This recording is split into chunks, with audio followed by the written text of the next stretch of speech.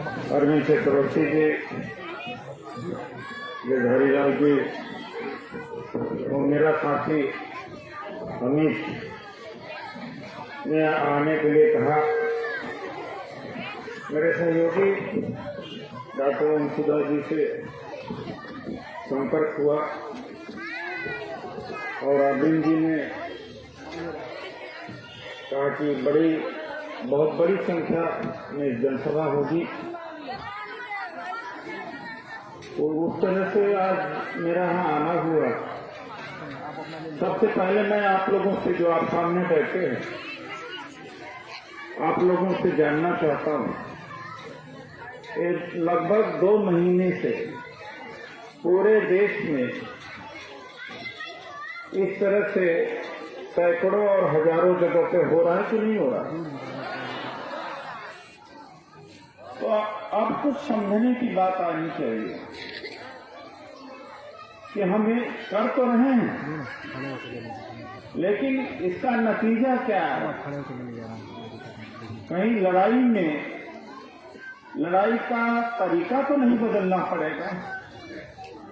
मुझे लगता है कि लड़ाई का तरीका भी बदलना पड़ेगा। अभी मैं शाहीनबाग में गया, बड़े उफान पर था उस समय आंदोलन, तो मैं बड़ी भीड़ देख करके बहुत उत्साहित नहीं होता हूं और कम लोग को देखकर तो कोई निराश नहीं होता हूं। तो उस समय बड़ा उफान पर था, लोग जोश पे थे। तो जोश में लोग, आप जानते हैं कि मना करने से भी कोई मानता नहीं। हमने कहा मत बोलो, ये देश में कम से कम 75% 70% लोगों की आबादी गैर मुसलमानों की है। उसको ध्यान में रख करके ही आप लड़ाई लड़ सकते हैं। क्यों भाई? उसको ध्यान में ही रख के आप लड़ाई लड़ सकते हैं। बात वोट का है। जिसका वोट है वो दिल्ली में बैठ गया, जिसका वोट है वो पटना में बैठेगा। अब आपको पूरी अपनी लड़ाई का व्यू ऐसा बढ़ाना चाहिए कि जो लोग वोट से आए हैं हुकूमत में, हम भी ऐसा वोट से इंतजाम करें कि वोट से ही उनको बाहर भेज दें।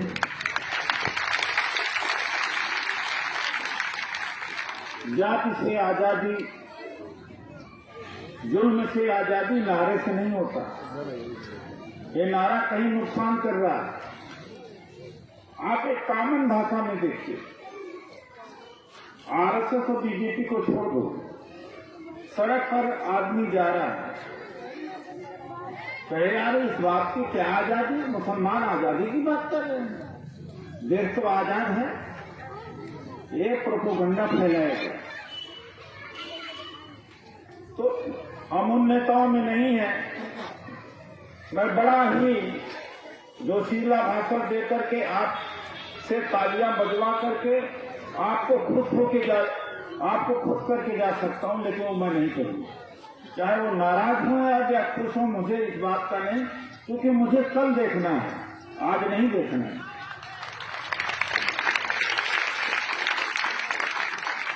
नेता बड़े आजादी के नारे लगाते चले जा रहे हैं। अरे उस जाति के नेता हैं जो उस जाति के लोग ही अत्याचार कर रहे हैं, अपने जाति को नहीं समझा सकते हो? क्या बात भाई, मूल रूप से बीजेपी और आरएसएस किसके ऊपर टिकी हुई है? ब्राह्मण क्षत्रिय भूमिहार के ऊपर टिकी हुई है। तो आप भूमिहारों को भी जाके समझा दो। आप दलितों और मुसलमानों के बीच में भाषण दिए जा रहे हो, आजादी का भाषण दिए जा रहे हो, अरे वहां भी जाओ, कुछ करो। वो समझ जाएंगे तो कमजोर हो जाएंगे। ये आपको समझने की बात है। मुसलमान को नेता नहीं मानता, आप जानते हैं। अगर मुसलमान, आधा भी मुसलमान एक मुसलमान के पीछे चल दे, तो कोई भी पार्टी इस देश के अंदर अत्याचार अन्याय नहीं कर सकती है। लेकिन आधा भी मुसलमान किसी को नेता मान लो, किसी को मान लो, तो आपकी आदत तो किसी अपने को नेता मानने की नहीं है, किसी और को नेता मानने की। यही बात दलितों में भी है। दलित जो है वो भी उन्हीं को नेता मानते जो आपकी दुर्दशा है, वो दलितों की भी दुर्दशा है। वही है बराबर, आप वो भी उन्हीं को नेता मान लेंगे। तो भाई इसका समाधान क्या है? महीनों गुजर गए और शाहीन बाग में मैंने क्या कहा था, ये बड़े बड़े सिनेमा वालों का जो एक्टर हैं, बड़े बड़े नाम के लोगों को आप बुलाओ, जिस दिन बुलाते हो भीड़ बढ़ जाती है, अच्छी बात है, अखबार में छप जाता, लेकिन उनको जरूर बुलाओ जो गुर्जर है, धोबी है, कुर्मी है, यादव है, दुसाध है, पासवान है, या रजक है, या कश्यप है, धीमर है, छोटे और बड़े नेताओं को उनको जरूर बुलाओ, क्योंकि उन्हीं के वोट से आए हैं, उन्हीं के वोट से विदाई उनकी होगी। उस जाति के नेता को आप बुला रहे जिस जाति का वोट ही उनके पास जाता है जो आपको मार रहे हैं। ये बात गलत मैं कह रहा हूं। जिस जाति के लोगों को आपने 10-10, 15-15 हजार की यहाँ सभा सजा के दे दिया, उन्हीं की जाति को मार रहे हैं आपको। कौन मारा? भाई मैं नहीं चाहता हूं कि उनको मत बुलाओ, मैं नहीं कहता हूं कि वामपंथी नहीं है, सेकुलर नहीं है, यह भी मैं उनसे कहूंगा कि अपने बिरादरी को भी समझा लो भाई, अपने बिरादरी को भी मिला लो भाई। मैं जब यहाँ आया तो 50-60 लगभग 100 दलित मेरे साथ आए, गिरधारी जी लेके आए, विनोद जी लेके आए, हमारे साथी अजय पासवान लेके आए, अमित जी लेकर के आए। 150 आए कि नहीं आए? वो भी 150 अपने राजपूतों को, ब्राह्मणों को, भूमिहारों को लेके आए, उनको भी बैठाए यहाँ पर। कि केवल आप सजा करके थाल में उनको देते हो, वो यहाँ के भी नेता, वहाँ के भी नेता, यानी आपके भी नेता हैं और वहाँ के भी नेता है, भाजपा के भी नेता, आरएसएस का नेता, कैसे बात बनेगी भाई? इसीलिए मैं कह रहा हूं कि मेरी बात को बुरा मान लोगे, हमें कोई तकलीफ नहीं होगी। याद करोगे 5 साल 10 साल के बाद की खरी खरी बात कह के गया था वो आदमी, और सही कहा। मैं तालियां बजा के ये मैं नहीं करना चाहता। मैं जानता हूं कि अकलियत की क्या हालत है, दलित के दर्द को मैं समझता हूं। अच्छा एक बात बताओ, आप लोग इतना जुल्म क्यों कर रहे हैं हमारे ऊपर, अपने ऊपर? हिंदुस्तान भैया, मैं तो भारत का हूं, मैं हिंदुस्तान का नहीं हूं भाई, मैं तो इंडिया का, हिंदुस्तान का नहीं। ये बिना हिंदुस्तान लफ्ज के आपका काम नहीं चलता क्या? पूरे दलित आंदोलन में हिंदुस्तान शब्द का आपने इस्तेमाल कर दो तो हो सकता मन से उतार करके आपको भगा देंगे। भारत इस देश का नाम है, हिंदी में भारत, अंग्रेजी में इंडिया, हिंदुस्तान इसका नाम नहीं है। तो कृपया ये आपसे इंतजा है कि कम से कम अब हिंदुस्तान शब्द कहना तो बंद कर दो भाई। जहां हिंदू कहा वहां अपने दोस्तों को भी दुश्मन के साथ खड़ा कर देते हो। आपको अच्छा लगता है कि अपने दोस्तों को दुश्मन के खेमे में भेज देना, सबको हिंदू बना देते हो। मैं अक्सर ये कहता हूं, लेकिन वो जो नेता आजादी का नारा लगाने आते हो वो ये नहीं कहेंगे, वो तो कहेंगे कि ये इनको मस्त कर दो, जुमलों में मस्त कर दो, जोशीले भाषा में मस्त करो, सीखने की ट्रेनिंग नहीं देगी। कहां से नुकसान हो रहा हो ये बात आपको नहीं बताएगी। एक नुकसान, 2-4 जगह से आपको बड़ा नुकसान होता है। इफ्तार पार्टी होती है, लालू जी को आप टोपी पहना देते हो और रुमाल डाल देते हो, तो मुसलमान बन जाते हैं क्या लालू जी? लेकिन आपको नुकसान कितना होता आप नहीं जानते इस बात। कहते देखो ये तो मुसलमान बड़े कट्टर, एक टीका नहीं लगा सकते। हिंदू देखिए इनकी रुमाल नहीं ले लेता और टोपी कर देता, तो क्यों टोपी पहनाते हो, क्यों रुमाल डालते हो? इस काम में बुलाओ जितना बुलाना हो, लेकिन क्यों इस कर्म काम को करते हो?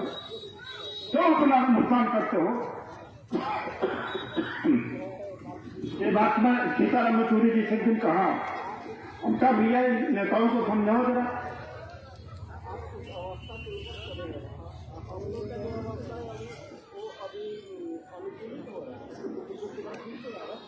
हमने कहा भाई जरा समझाओ इनको। फोटो खींच जाएगी चार खाने वाली रुमाल में, टोपी अखबार में छप गया। अब चर्चा आरएसएस वाले हम लोग करने लगे।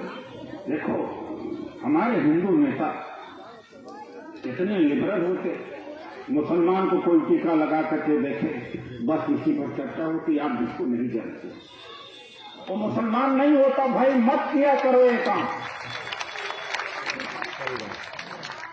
मत किया करो काम, बहुत नुकसान होता है आपका। हम जानते हैं उस तरफ की सारी चीजों को मैंने इकट्ठा करके आपके सामने रख रहा हूं कि अगर इन चीजों से बच गए तो आप लड़ाई जीत पा जाओ। बुरा न मानना। शाहीन बाग के मामले में मैंने कहा था, शुरू में बीजेपी को एक सीट भी दिल्ली में नहीं मिल रही। जब शाहीन बाग का ये चल रहा था तो 15-16 और सड़कें सरकार ने बंद कर दिया था। इतना समझ में नहीं आना चाहिए। सरकार जान करके जनता को ये बताना चाहती है कि मुसलमानों ने सारे रास्ते बंद कर दिया, जबकि 15-16 जो सड़कें थी वो शाहीन बाग से उसका संबंध नहीं था और जबरदस्ती बंद कर दिया था। और जनता रोज गाली देती थी, देखो शाहीन बाग की वजह से हमें परेशानी होगी। मैं उस समय कहा कि भाई कोई वजह जरूर है। बाद में जब सुप्रीम कोर्ट ने, अब वो नेता जो आजादी का नारा लगाने वाले वो नेता नहीं बताएंगे, उन्हें तो मंच मिला है, आपकी तालियां बजवाए के और मंच करेंगे। आप पिटोगे तो और बड़ा नेता बनेंगे, जितने पिटोगे उतने सेकुलर बन के आ जाएंगे आपके पीछे। भाई मैं ये नहीं चाहता, हम दर्द हम जानते हैं। जब आपका शाहीन बाग में सड़क पर बैठे थे, जिस सड़क पर आप बैठे थे वो तो मान लो ब्लॉक है, बाकी कालिंदी कुंज इधर उधर। जब सुप्रीम कोर्ट ने इंटरम्यूटेटर अपॉइंट किया तो जब देखा कि 15-16 सड़कें ऐसे बंद कर दी, तो इतना समझ में आना चाहिए कि भारतीय जनता पार्टी चाहती थी ये चलता रहे। और मैं आपको बता दूं कि रोज उनका वोट बढ़ता रहा, वोट परसेंटेज, वरना एक सीट भी शुरू में उसको आने वाली नहीं थी दिल्ली में। तो लड़ाई तो लड़ना चाहिए, लेकिन सूझबूझ के साथ लड़ना चाहिए। और लड़ाई में यह नहीं दिखना चाहिए कि ये केवल मुसलमान लड़ रहे हैं। इस बात का ध्यान आप जरूर रखिएगा। आम आदमी भी, मैंने देखा सब्जी वाला है, ठेले वाला है, मजदूर वाला, मैंने पूछा ये क्या चल रहा है? अरे साहब मुसलमान इकट्ठा हो, जिसका आरएसएस बीजेपी से कोई लेना देना नहीं। हम कहा क्यों? अरे कहा औरतें बुर्का पहन करके मुसलमानों की ही तो होंगी, टोपी पहन करके मुसलमान ही तो होंगे। ये बात मैं आपको बता रहा हूं, ये बात कोई कहेगा नहीं। सब आपको ऐसी बात कह के जाएंगे जिसमें आप खुश हो जाए, चाहे आपका चाहे जितना नुकसान होगा। आप जब खुश होंगे तो उन्हें बड़ा नेता बनेगा, और जो सही बात करेगा हो सकता है बुरा बन मान लो, दोबारा हमें न बुलाओ। ये सच्चाई है आयु से। तो एक भारत का नाम भारत ही रखो, हिंदुस्तान मत रखो। सबको हिंदू क्यों बनाया जाए? इंडिया अगर नहीं कर सकते हिंदुस्तान, इंडिया रखो। तो एक कुछ चीजें ऐसे हैं। और फतवा वालों ने भी बड़ा बेड़ा गर्क किया, कौन क्या पहनेगा खाएगा, वो तो वहां से कह देते हैं, बाद में उसका चर्चा धीरे धीरे भाई वोट से ही तो तय होता है ना चीजें। जब जहर नसों में भर दिया जाता है, अभी क्या हुआ दिल्ली के अंदर, जाफराबाद सड़क पर बैठ गए, पहले से ही जहर नसों में भर दिया गया था। और जो कपिल मिश्रा था उसने भड़का दिया, और ये जो हमारे साथी ओम सुधा ने कहा, ये सांप्रदायिक दंगा नहीं था। एक तरह से गवर्नमेंट की मशीनरी और भगवाधारियों ने इनकी हत्या किया था, एक तरफा मामला था। लेकिन देखते हैं तो नाम आता है ताहिर खान का, शाहरुख का, और जो झगड़ा पैदा करने वाला है उसका नाम नहीं आता कपिल मिश्रा, बल्कि उसको Y+ कैटेगरी की सिक्योरिटी दी गई। और मैंने तो बल्कि मजाक में और ताना देते हुए लिखा कि Y कैटेगरी की सिक्योरिटी ही तो इनको शांति दूत भारतीय जनता पार्टी का घोषित कर दो ना। इन्होंने बड़े कत्ल कराए हैं, ये बहुत सारे कत्ल कराए हैं, बहुत सारे इन्होंने संपत्तियां जलाई हैं। अभी जब मैं आ ही रहा था तो हमारा साथी अजय पासवान जी कहा, आप बीच में मत बोलो। हम कहा क्यों? कहा अजान आने वाली। एक बात मैं और सुनिए, आप चाहे जितना धार्मिक रहो, इससे भी ज्यादा धार्मिक रहो, लेकिन धर्म की जगह पे ही रहना। अगर इसकी हमारी बात नहीं मानोगे तो भारतीय जनता पार्टी कभी खत्म नहीं होगी। जब पब्लिक न हो, राजनीति न हो, तो रण क्षेत्र के हिसाब से अपनी रणनीति बनती है। आप मानो या न मानो, आपकी बात है, क्योंकि मैं पूरा जहनियत को गांव-गांव इसको अध्ययन करके मैं आपको बता रहा हूं कि क्या लोग महसूस करते हैं। तो आप अपने मस्जिद में जितना आप नमाज पढ़ना 50 बार पढ़ लो, घर में पढ़ लो। तो इसको ऐसा प्लेटफॉर्म बनाओ जिसमें ये लगे सेकुलर लोग हैं, दलित लोग हैं, पिछड़ा लोग हैं, ऐसा न नजर लगे कि एक पहचान बने, एक कम्युनिटी की पहचान, उसका बड़ा असर पड़ता है। ये मेरी आप लोगों से दरखास्त है, आप कैसे इसको करते हैं, मैं तो पूरे देश के लोगों से मैं कहने वाला हूं कि आप इसका लड़ाई का तरीका बदल दो। कब तक थकाओगे, कब तक थकोगे? ये ऐसे जालिम है कि मानने वाले नहीं। और जिस तरह से इन्होंने वहां पर नॉर्थ ईस्ट में किया है, आपने देख लिया है। और उल्टा राहुल गांधी जी के ऊपर, हमारे ऊपर, तमाम लोगों के ऊपर तोहमत कर रहे हैं, जबकि कत्ल इन्होंने कराया, घर इन्होंने जलाया, पुलिस खड़ा होकर के घर जला रही है, पुलिस खड़ा होकर मार रही। फैजान को पुलिस ने मारते मारते मार दिया और यह कहा कि तुम भारत माता की जय बोलो। और आप जानते हैं, एक कांस्टेबल, ये आजादी के नारे को मैं भी बहुत नहीं करता, एक आध बार बोल दो अलग बात है, अति किसी चीज की नहीं होती। 5 सिपाहियों में जब मार रहे थे कहा अभी बोलो कि आजादी के नारे, किस चीज से आजादी कहिए तुम्हें?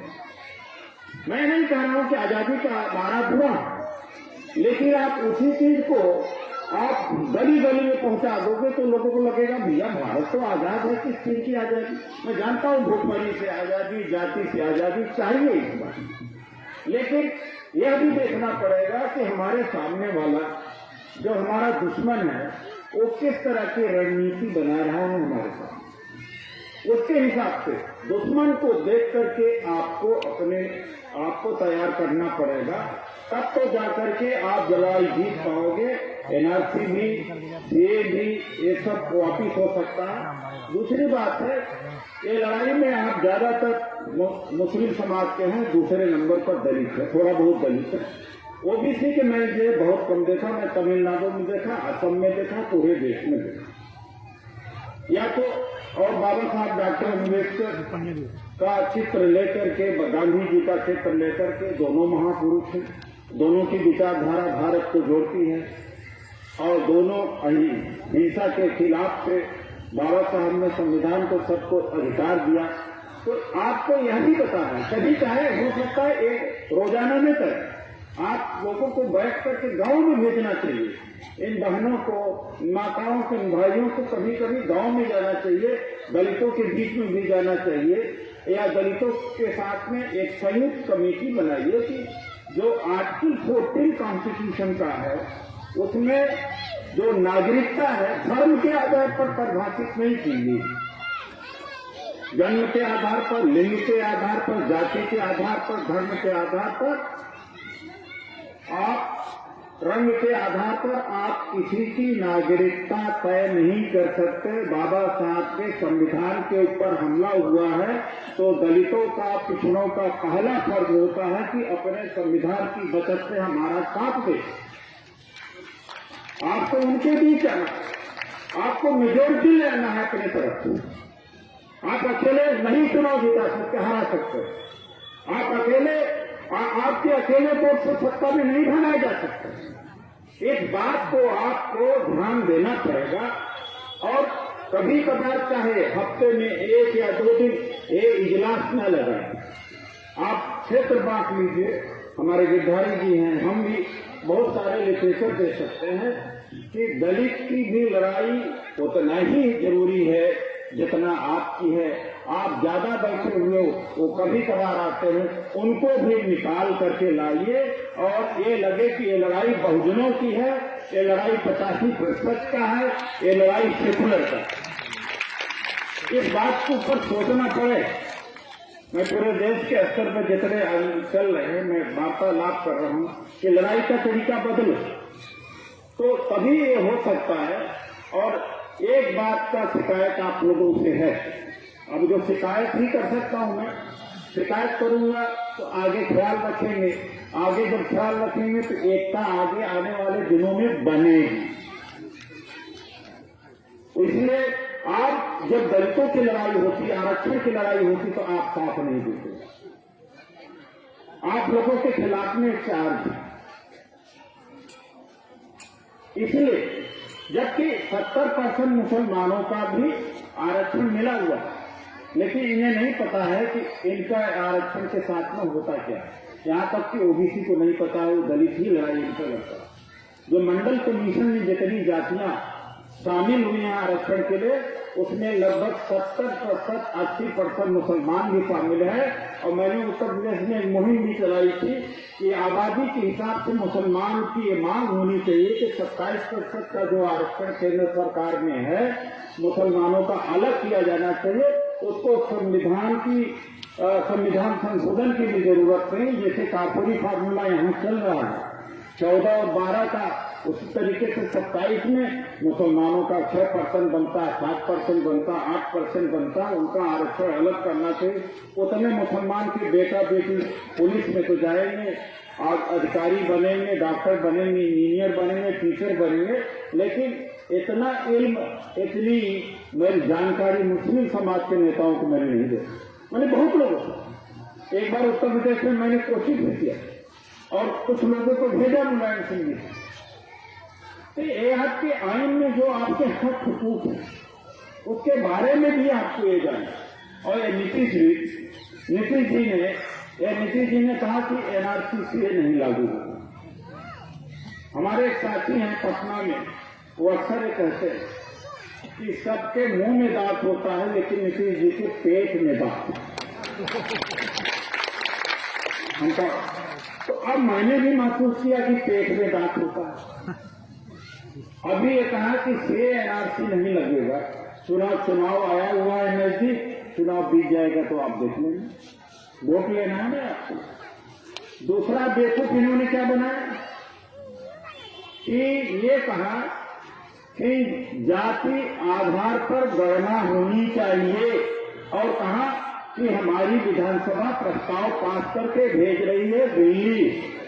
भाई दिल्ली सरकार मानने वाली तो है नहीं, लेकिन यहाँ के बैकवर्ड को बेवकूफ बनाने में तो ये कामयाब हो जाएंगे। देखो मैंने भेज दिया दिल्ली को कि जात के आधार पर गणना होनी चाहिए, लेकिन वो नहीं कर रहे। हमने तो अपना काम कर दिया और ये आदमी जानता है कि काम नहीं होने वाला है, लेकिन वोट लेने के खातिर चतुराई से काम कर लिया। अभी हाल में ही किया। तो भाई ये जो नीतीश जी हैं, ये पता नहीं कहाँ कहाँ दांत है, इनके शरीर में किस किस अंग में दांत है, ये जानना बड़ा मुश्किल है। क्योंकि ये 2-3 बार जो भी हमने देखा है, उससे हमें ये पता लगा। हम लोग एक मीटिंग भी करना चाहते हैं पटना में। कुछ नौजवान, ये हमारे अजय पासवान जी हैं, वो तारीख पता लगा दिया जाएगा, कुछ सिलेक्टेड लोग। और इस लड़ाई के पूरे दिशा को आपको बदलना पड़ेगा। इस तरह से नहीं चलेगा बैठ करके।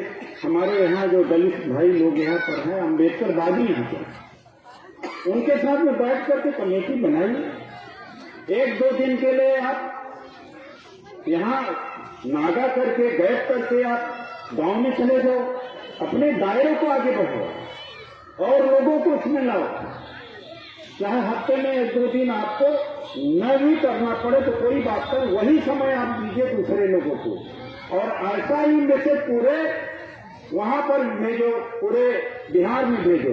और यह भी एक मैसेज भेजो कि भैया जाति छोड़ दिया वहां पर और नेता बनने यहाँ आए हो, वह अपनी भी जाति को जाके समझाओ जो हमारे ऊपर अत्याचार कर रहे हैं। यह भी बात वहां तक पहुंचानी चाहिए। तो जो भी नेता आए, अगर झगड़ा पैदा करने वाली बात करे और हिंदू मुसलमान वाली बात करे, उस नेता को रोक जरूर देना। इसका परिणाम बाद में भुगतना बहुत पड़ता है कि इस तरह से भड़काऊ भाषण बोलकर के लोग नेता बनते। इस बात को हमने देखा, कई जगह मैंने रोका कि आप तो अभी बोल के चले जाओगे, बाद में जो पड़ोस में सुन रहा है पूरे 50 गांव में करेगा, उसके बाद में एक गली मोहल्ले में निकलेंगे कि नहीं निकलेंगे, इनके ऊपर पड़ेगी, इनको झेलना पड़ेगा। तुम्हें झेलना नहीं पड़ा, तुम तो नेता बना करके तुम नेता बन के चले गए। ये भी नहीं समझ पाएंगे कि कहीं नेता तो हमारा ठीक बोला था, लेकिन अत्याचार हमारे ऊपर हो रहा है। निष्पक्ष एक करने का बहुजन समाज इकट्ठा करो, जो आपके जो आप हालत जिनकी खराब है, जो और लोग गुर्बत में हैं और लोग जो इस देश के अंदर पीड़ित हैं, छुआछूत के शिकार हैं। बहुत लोग कहते हैं जब तक मुसलमान है तभी तक दलित हिंदू है, और जब मुसलमान का मुद्दा नहीं रहता तो अछूत हो जाता है, दुसाध हो जाता है, चमार हो जाता है और मुसहर हो जाता है, माझी हो जाता है, इसका छुआ खाना नहीं खाते। अरे भाई सारे हिंदू हैं तो रोटी बेटी का संबंध कर लो भाई। ये सवाल यहाँ से उठने चाहिए, ऐसे सवाल उठना चाहिए कि अगर ये सारे हिंदू हो हमारे को परेशान करने के लिए, अत्याचार करने के लिए, तब तो सब हिंदू बन जाते हैं। और एक बात से मैं सहमत नहीं हूँ, ये प्यार से यानी गाने से ये नहीं, ये सुधरने वाला नहीं, क्योंकि ये पावर के बंटवारे का मामला है, पॉलिटिकल पावर का मामला है। और पॉलिटिकल पावर को जिसको चाहिए वो हिंदू मुसलमान का दंगा कराएगा। आप कितना क्रांतिकारी गीत गाएंगे, कितना प्रेम मोहब्बत का पैगाम लेके जाएंगे, लेकिन सत्ता की जो नशा है, वो सत्ता की नशा वाला वो नहीं छोड़ सकता है। इसलिए उसके पास में एक समय एक ही हथियार हो गया और रह गया है, वो हथियार है हिंदू और मुसलमान। पहले बार ऐसा हुआ, भारत का इतनी बड़ी बदनामी है। OIC organization of Islamic country विरोध कर रही है, GCC विरोध कर रहा है। भारत में ट्रंप आए, ट्रंप ने भी कुछ नहीं बोला। ट्रंप जाते ही अमेरिका में घिर गए कि तुम्हारे सामने मुसलमानों को मारा जा रहा था, तुम भारत में रह करके बोले क्यों नहीं। संयुक्त राष्ट्र का जो मानवाधिकार है कभी शायद दखल ऐसा नहीं देता है। जनेवा का जो संयुक्त राष्ट्र मानव संघ ने सुप्रीम कोर्ट का दरवाजा खटखटाया है कि अन्याय है, भारत का जो संविधान है ये सेकुलर संविधान है, लेकिन इस संविधान में इसको धर्म का आधार बनाया जा रहा है, नागरिकता का गलत है।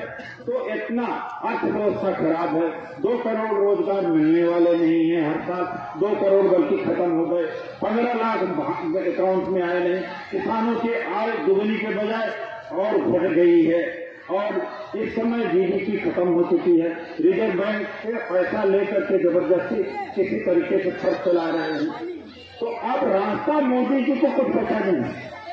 बाहर में जो छवि थी उसके हिसाब से, उसके आधार पर कुछ देश के अंदर व्यापार आ सकता था, निवेश आ सकता था, वो भी खत्म हो गया। यहाँ का भी मामला खत्म हो गया। तो मान लो कि आगे आने वाले दिनों में हिंदू और मुसलमान का और झगड़ा करा करके किसी तरीके से सत्ता में बने रहने के लिए ये करेंगे। इस पर सावधान रहना है, क्योंकि यह लड़ाई सत्ता की है और देश के संसाधनों में इनकी जो कब्जा है उसकी है। कब्जा छोड़ना नहीं चाहते, ये लड़ाई उसकी लड़ाई है। इसलिए मोहम्मदी पैगाम, ये सूफियाना अंदाज, ये गीत इनको असर नहीं करता, क्योंकि इनको देश के संसाधनों में जो कब्जा है उसको छोड़ना नहीं चाहते, पावर को छोड़ना नहीं चाहते। और पावर से इनको हटाने के लिए एक ही तरीका है कि बहुजन एक हो जाओ, सारे मजनू में एक हो जाओ। जितने गुर्बत की जिंदगी जी रहे हैं उनको एक होकर के, जैसे ये वोट से आए हुए हैं उसी तरीके से इनको वोट से यहाँ बिहार से भी भगाना है और केंद्र से भगाना है, और तभी भारत बच सकता, वरना भारत नहीं बच सकता।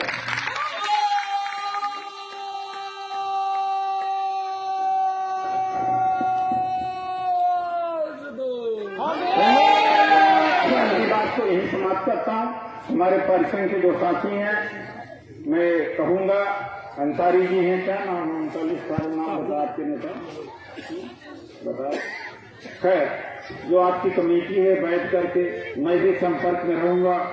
हमारे आर्मी चक्रवर्ती जी हैं, एक यहाँ से एक नया मॉडल बनाइए इस जिले से, सासाराम और रोहतास से इस लड़ाई का एक नया मॉडल बनाइए, ताकि इनसे हम लड़ सकें। बस इन शब्दों के साथ मैं अपनी बात को समाप्त करता हूँ। शुक्रिया।